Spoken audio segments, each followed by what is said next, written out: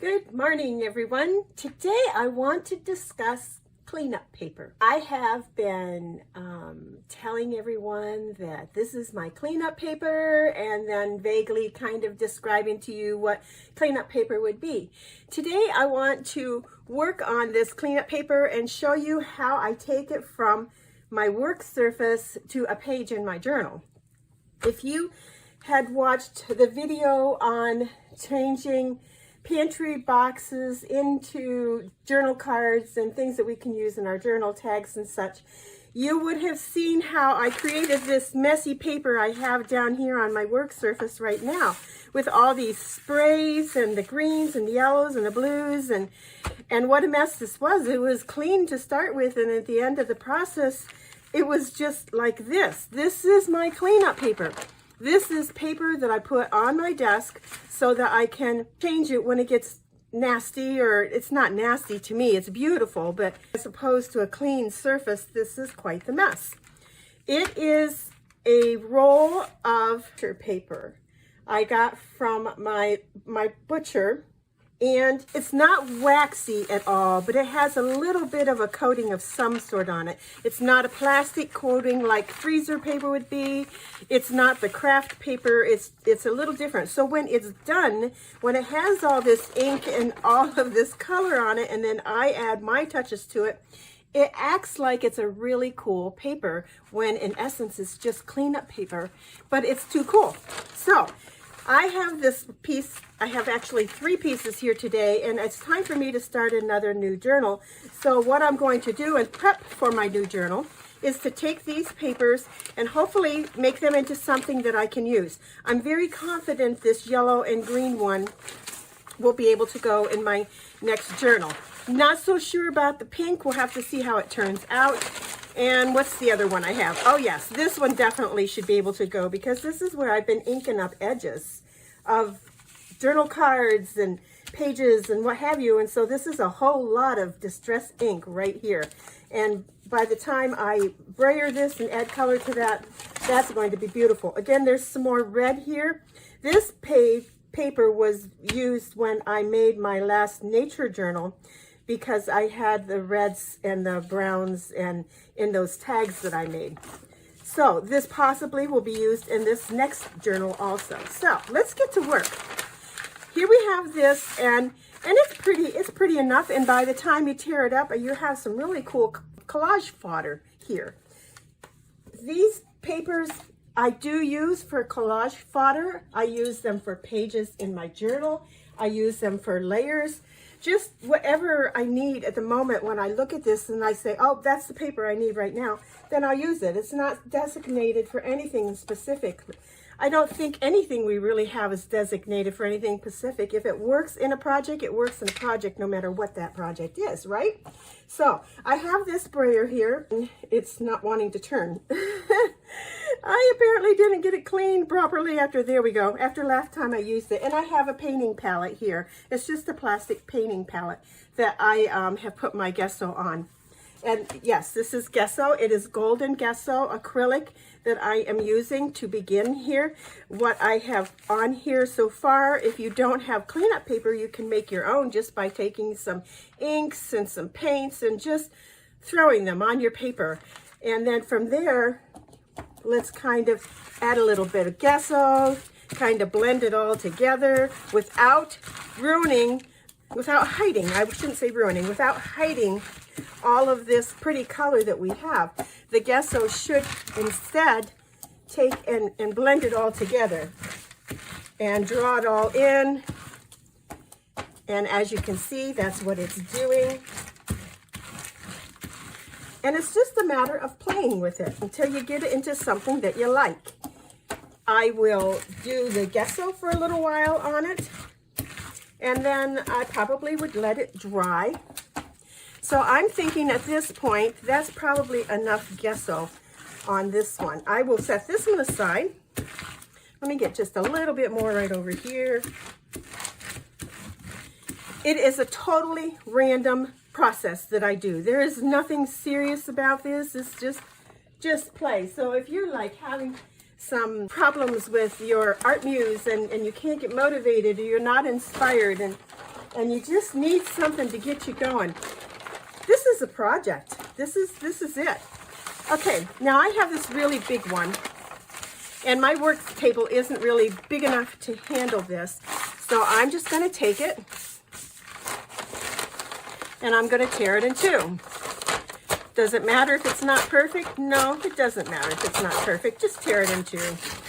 All right, now I'm going to have 4 pieces of paper here. This one doesn't have quite as much color on it, but it still has enough color on it down in this area that I can use it. So let's take and get, with our palette knife, let's get some more gesso on our palette. Take our brayer, pick up some gesso, and go to work. Now, just because there may not be some color, and I've raised my camera up so it has a wider view for us today. I'm hoping that it catches more of what I'm doing here in it. I think this is like my center, so I'm hoping you're getting a good share of what I'm doing and I'm not off screen too much. I don't have the best setup for my camera system, but what I have works for me for the time being. Anyhow, as I was going to say before I had this squirrel moment where I went off on a tangent here, even if the edges and the outside doesn't have the color that it does right down here, you want to add some gesso to that anyhow, because you're going to put a coating, a base coating on your paper, and then when we go to add all of our other mediums, it will have something to grab onto. So there we have this one, and we're going to set that one aside to dry. Now, mind you, we have to come back and do the back sides also. And another nice thing about this paper is it's not real thick or heavy paper, so it does not take long to dry. You will see on some of these papers, like down here, as I'm working and if somebody comes in my room and says, oh, you need to remember this or remember that, or this is what we're doing this day or that day, I don't just jump up and run to my calendar. I make a note on my table, and then you'll see this was the menu that night of who was going to be cooking that week, and my daughter came in and told me, and so I just wrote it down on my paper and I had it right in front of me, and then that's just going to be some background for our paper. I am going to continue to add gesso to all of these pages, such as what I'm doing right now, and I will leave you to watch, and then I'll be back to show you the next step when these are done, front and back and all dried. My next step I want to do to my paper is I'm going to add more color. I really don't have like specific steps in how I want to do this. I do whatever comes to mind. And right now, it's the fact that I want to add more color. I want to get green on most of all of these, probably all of these. Green is, to me, it's like a basic color, because if you were looking at a flower garden and you had all these beautiful flowers, or if you were looking out in a field, had all these beautiful wildflowers out there, or if you were anywhere in nature, the base color is green. And then all of the other colors complement the green. So for me, in my journals, I like the base color to either be green or brown. And again, brown is another base color out in nature. It's everywhere. So, and then I will add my other colors sparingly in amongst the greens and the browns. So that's why I'm going with greens. The size of these papers, of course, depends on your work surface. Do you have to use butcher paper? No, you do not have to use butcher paper. You can use whatever paper you have on hand. I also have a roll of craft paper that can be done the same way. And when you gesso it, it's of course going to change it to a lighter tan color. It's not going to turn it completely white. The reason I use gesso instead of acrylic paint, there's nothing wrong with using acrylic paint other than with gesso, it's a little more transparent. So when you put it on, you're still going to be able to see what's underneath, but yet you're going to have some white too. Now, if you use your gesso heavy enough, yes, it's going to cover your surface. Acrylic paint is going to block out what's underneath it, from my experience, That's what I have found, and that's why I use gesso most of the time. So we are starting with some Distress Oxide, and this color is Mowed Lawn. Now, if you've seen the video where I was doing the cardboard boxes, the pantry boxes into boxes and tags, I used Mowed Lawn, and when I first put it on, I thought, oh boy, that's some really bright color of green. In the end, I liked it. So I'm using Mowed Lawn today.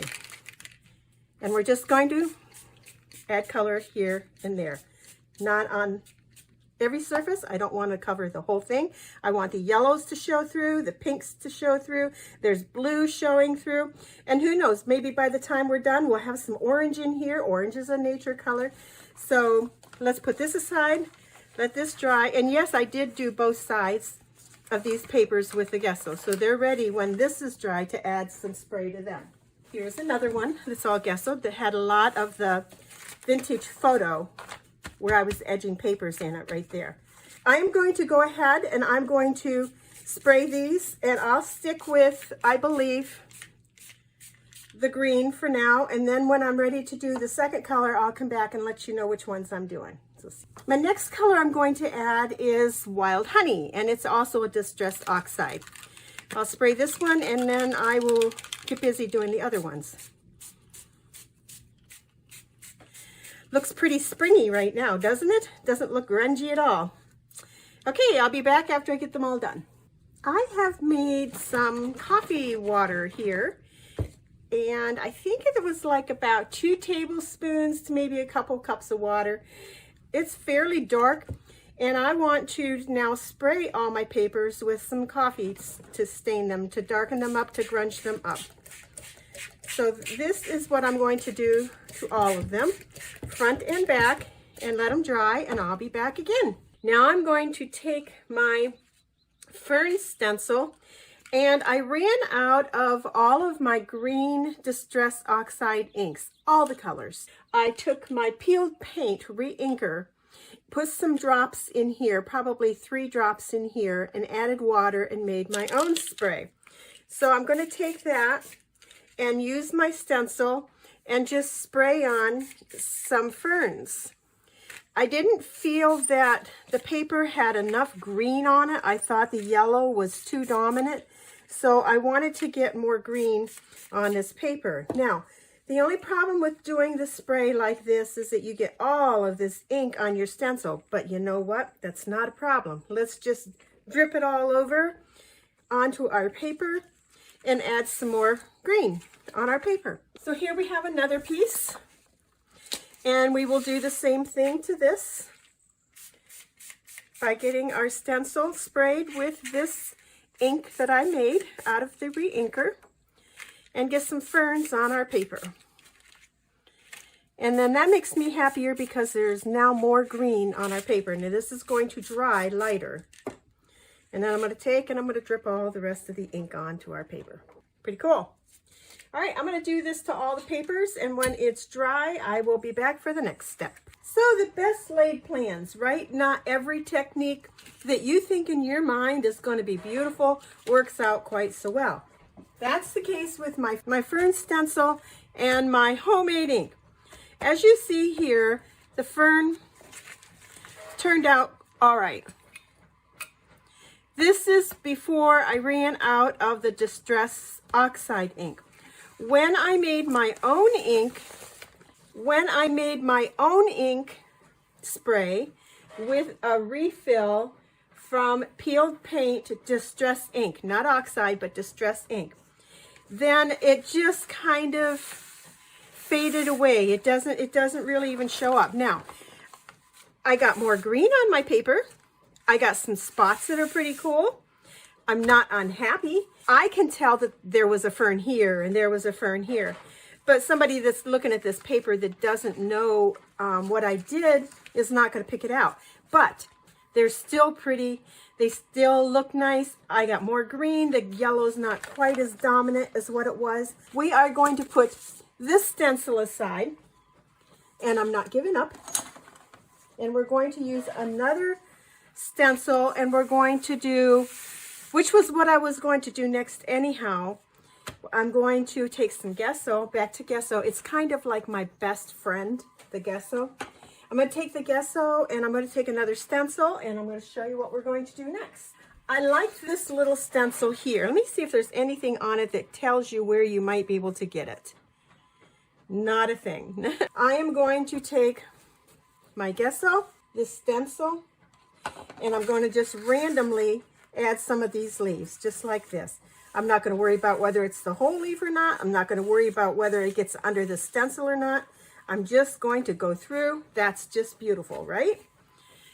And I'm going to add some of these leaves. I'm going to do this, and it's going to be a longer process because it's a small stencil. I'm not spraying. I'm actually putting the gesso down. I am going to do this randomly on all the papers, front and back. We have our page done, our paper done. There's some nice texture on here. There's lots of nice color. I like the green. I'm very, very happy. Now this could make so many things out of, you could make so many things out of this. Book pages, use it, tear it up and use it for fodder, use it for layers. You could make a book cover out of this. There's possibilities are endless, and it's original work. It's not like anybody else's. I'm just really in love with it. I think it's great. So normally I would take these at this point and I would cut them down to what would be a page size in a book. So I'm going to do that. I'm going to just tear it using my paint trimmer that has a nice sharp edge on it. And then I'm going to tear it this way. And then that'll make the pages, they're a little oversized this way, but that gives me room to cut things down if I need to.